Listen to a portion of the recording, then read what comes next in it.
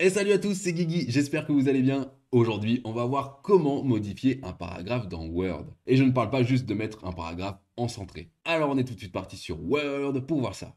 Nous voici, nous voilà. Ici, j'ai un superbe paragraphe. J'en ai même trois. Comment savoir déjà que j'ai trois paragraphes? Tout simplement, ici, vous avez une petite puce sur laquelle vous pouvez appuyer. Regardez, j'appuie, ça va me faire apparaître plein de choses invisibles. Ne vous inquiétez pas, c'est que pour vous, pour la création de votre document. Et à chaque fois qu'il y a ce petit caractère représentant une fin de paragraphe, eh bien ça veut dire tout simplement que votre paragraphe est terminé et qu'un autre commence juste après. Donc ici, à l'écran, j'ai 1, 2, 3, 4, 5, 6 et 7 paragraphes d'affichés. Je vais vouloir faire des modifications de paragraphes. Alors pour ce faire, je vais commencer par sélectionner ce que je veux modifier. Ok, on va prendre ces trois paragraphes par exemple, et on va pouvoir aller dans les choses basiques qu'on a juste ici, d'accord? Donc ici, on peut aligner à gauche, on peut également centrer, on peut aligner à droite. Justifier. Justifier, si vous ne savez pas ce que ça veut dire, eh bien ça veut dire avoir des paragraphes de toujours la même largeur. Regardez, là c'est justifié, alors que si ce n'était pas justifié, et que ce n'était pas exactement les mêmes mots, par exemple, regardez, ça ne finit pas au même endroit, alors que là, si je mets en justifié, on a bien toujours les paragraphes qui font la même taille. C'est ce qui se fait notamment sur les documents professionnels. Ici, en accès rapide, on a également la possibilité de mettre plus ou moins d'espacement entre les lignes. On va pouvoir ensuite mettre, par exemple, sous forme de puce, juste ici. OK.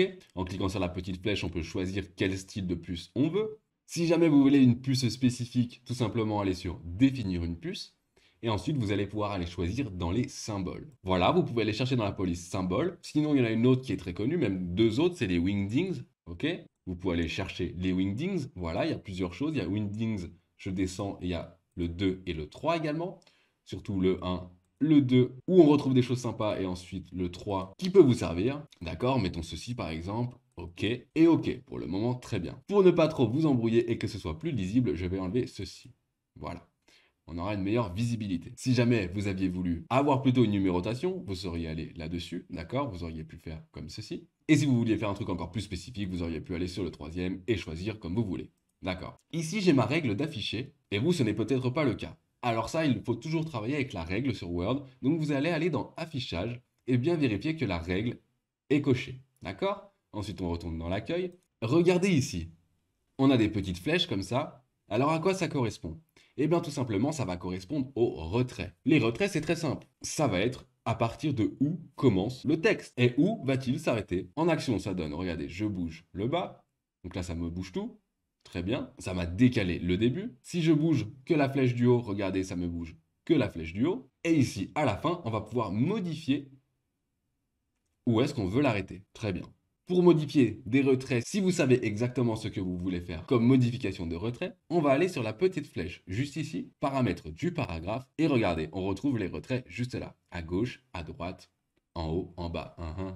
C'était drôle. On ferme ça. Je vous montre la même chose juste ici. Pour les retraits, je sélectionne ceci. Regardez, si je bouge ma première flèche, ça bouge que la première ligne de mon paragraphe. C'est pour ça que je voulais vous montrer un autre endroit. Et si je bouge celle du bas, ça me bouge tout. Voilà, et si je veux que ce soit en même temps, je remets bien sûr juste là. Magnifique. Ensuite, on descend un petit peu dans mon document, comme ça je vais pouvoir vous montrer quelque chose. Ici, on a des superbes paragraphes, d'accord? Donc je vais sélectionner celui-ci par exemple, et je vais aller dans l'option du paragraphe. Donc juste ici encore. Comme on a vu, on a encore l'alignement, les retraits, mais ce qu'on va pouvoir modifier également, c'est l'espacement, et on va voir l'aperçu juste ici. Regardez, si je mets un espacement avant, ça va être avant chaque paragraphe. D'accord? Après, eh bien tout simplement ce sera après le paragraphe. Regardez si je baisse, il revient. Et ensuite, vous allez pouvoir modifier l'interligne. OK? Là, pour l'instant, il est multiple de 1,8, mais si je monte par exemple à 2, regardons l'aperçu, eh bien l'interligne sera passée à 2,5 même. C'est parce que j'ai appuyé sur plus. OK? Mais ce qui va m'intéresser ici, regardez, ça va être les enchaînements. C'est ça que je vais vouloir vous montrer. On va pouvoir faire en sorte que votre document soit mis en page automatiquement. Par exemple, ici, on peut éviter les veuves et les orphelines. Qu'est-ce que ça veut dire? Eh bien ça va être par rapport à une page. Les veuves et les orphelines, qu'est-ce qu'une veuve? Eh bien c'est une ligne du paragraphe qui est toute seule sur sa page. Faisons un exemple. Ici, je vais revenir à la ligne dans mon paragraphe, d'accord? Donc j'appuie sur majuscule et entrée. Regardez bien, le fait d'avoir appuyé sur majuscule et entrée, je suis toujours dans le même paragraphe, je suis simplement revenu à la ligne. Ok, et voilà, j'ai fait en sorte ici d'avoir une veuve, et tous ses enfants sont ici. C'est comme ça qu'il faut comprendre la chose. Alors tout simplement, je vais retourner sur mon paragraphe, d'accord? Ici, dans les enchaînements, je vais cocher éviter les veuves et les orphelines. D'accord? J'appuie sur Entrée.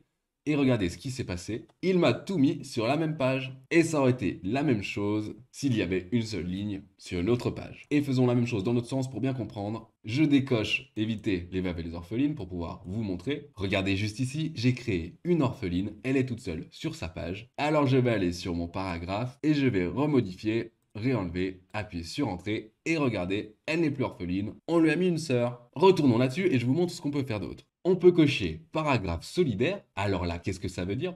En fait, ça veut dire que, par exemple, je ne peux pas avoir le titre sur cette page et mon paragraphe qui est sur une autre. De toute façon, si vous utilisez les styles qui sont juste ici, pour vos titres, automatiquement, ils seront cochés. Donc, vous ne pourrez pas avoir un titre sur cette page et le paragraphe sur l'autre page. D'accord? Ligne solidaire, qu'est-ce que ça veut dire cette fois-ci? Je peux cocher ceci. Ça veut dire que cette fois-ci, tout le paragraphe ne peut pas être divisé. En gros, ici, il va aller sur la page suivante pour pouvoir l'afficher.